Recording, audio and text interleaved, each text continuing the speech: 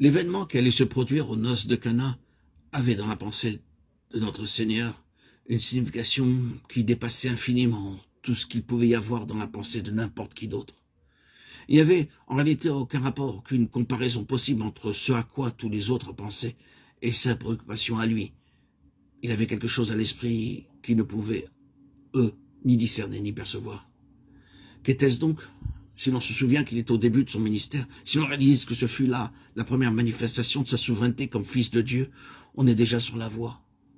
On se rend compte qu'elle a de sa part une intention positive de donner à ce premier acte une signification tout à fait spéciale, nettement distincte de tout ce qu'on pourrait supposer. Dans sa pensée, toute cette affaire est destinée à revêtir un sens et une portée éternelle. Si nous entrons dans le détail, nous constatons que les mots constituent les deux éléments essentiels du récit du mariage, du miracle de Cana, nous donnent la clé de son interprétation, sont les suivants. Mon heure, et il manifesta sa gloire. Nous constatons en outre que c'est le vin qui fut tout à la fois la base et l'occasion de ce miracle de Cana. Or, le vin dans la parole de Dieu est un symbole à la fois du sang et de la vie. Deux mots qui sont très souvent synonymes et très souvent interchangeables. Quand nous nous réunissons autour de la table du Seigneur, nous attestons que pour nous le vin est un symbole du sang. D'autre part, il est notoire que c'est le sang qui renferme la vie et qui en est en quelque sorte le véhicule. Il manifesta sa gloire, nous est-il dit à propos de cet acte particulier. Or, cet acte, il le rattache directement à son heure. C'est donc une étape précise vers l'échéance qu'il s'est assignée. Ce n'est pas sa vie privée qui apparaît ici. Il a franchi le seuil de la vie publique et dès ce moment, il s'avance rapidement vers son destin.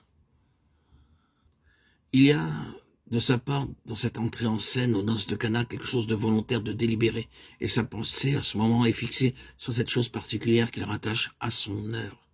C'est ce pas en avant, voulu et réfléchi, qui amorcera la lutte qui se dénouera 3 ans plus tard. À Cana en Galilée, il franchit le seuil de la vie publique par un acte qui, pour la première fois, est mis en relation avec son heure. À Gethsémani, pour la dernière fois, il prononcera la même parole qui sera notre dernier point de repère. L'heure est venue. Voici le Fils de l'homme est livré aux mains des pécheurs. Entre ces deux points extrêmes, il y a des étapes. Elle prépare et annonce, vrai jalon pour le lecteur, l'approche du dénouement. Maintenant, au fait, ce que le maître a dans la pensée, qu'est-ce donc? Pour bien comprendre la chose, nous devons nous pénétrer de cette idée que tout ce que Jésus a fait, il l'a fait de propos délibérés. Il n'a rien fait fortuitement, incidemment ou accidentellement. Il n'y a pas d'intermède dans la vie du maître. Tout se tient et se rattache directement, d'une manière ou d'une autre, au but qu'il s'est proposé, à son intention irrévocable. Invité au mariage, il n'aurait certainement pas accepté de prendre part à une telle festivité pour de simples raisons sentimentales. Les noces de Cana ne sont pas un incident accessoire dans la vie de société à laquelle il pouvait être mêlé. Non, non. Mais en face de cet événement, il le soumet et le fait servir à son dessein suprême. C'est pour cela que toute cette affaire gravite de par sa volonté autour de cette expression « mon heure ». Il y a une relation positive entre ce commencement des signes, Jean 2:11, et sa gloire. S'il s'empare ainsi de cette circonstance pour la faire servir à son but et en faire un signe, c'est donc qu'il y a là une signification à faire ressortir. Quelle est-elle? La voici. Par une magnifique leçon de choses, le Seigneur Jésus projette sur l'écran de la vie toute l'explication et le but de sa venue. Il réalisait une union semblable à celle du mariage et reposant comme le mariage sur un principe de vie. C'est dans son sang, lisons-nous entre les lignes, que gît le principe de vie. L'objectif lointain apparaît aussi ainsi à l'horizon. L'heure où il doit être glorifié est celle qui le mettra en possession de ce qu'il est venu chercher, de cette phalange dont la position à son égard peut être assimilée à celle d'une mariée. D'emblée, on se reporte à cette révélation ultérieure qui fera dire à Paul « Marie, aimez vos femmes comme Christ aimait l'Église, et s'est donné lui-même pour elle. » La voilà la conclusion lointaine du miracle de Cana. C'est avec cela qu'il faut mettre en relation à la fois son heure et sa gloire.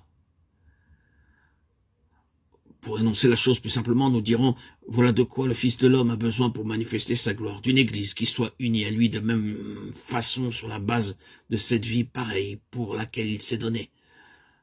Cette vie sans pareil.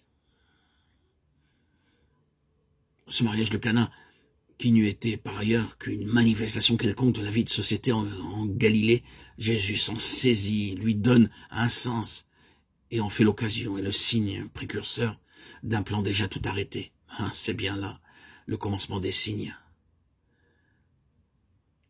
Le miracle par excellence, mort et résurrection, grâce auquel il obtiendra son Église, projette ici son ombre ou sa lumière du fond de l'avenir. Il se laisse deviner et pressentir une union fondée sur une vie qui se livre tout entière. Mon heure, semble-t-il dire, c'est celle-là. C'est de propos délibérés qu'il fait ce pas en avant vers la réalisation de son objectif. Retenons cette pensée centrale. La vie dont il est question ici est destinée à appartenir en commun à tous les membres d'un corps en raison de la relation personnelle qui les unit à Christ. Et cette relation est exactement symbolisée par le mariage, et c'est par la résurrection de Christ que cette union se consomme. Dieu nous a fait renaître par la résurrection de Jésus-Christ. 1 Pierre 1,3. C'est donc bien d'une vie qu'il s'agit, d'une vie triomphante grâce à laquelle l'Église surgit à même le tombeau et devient une démonstration de la victoire de Christ sur la mort.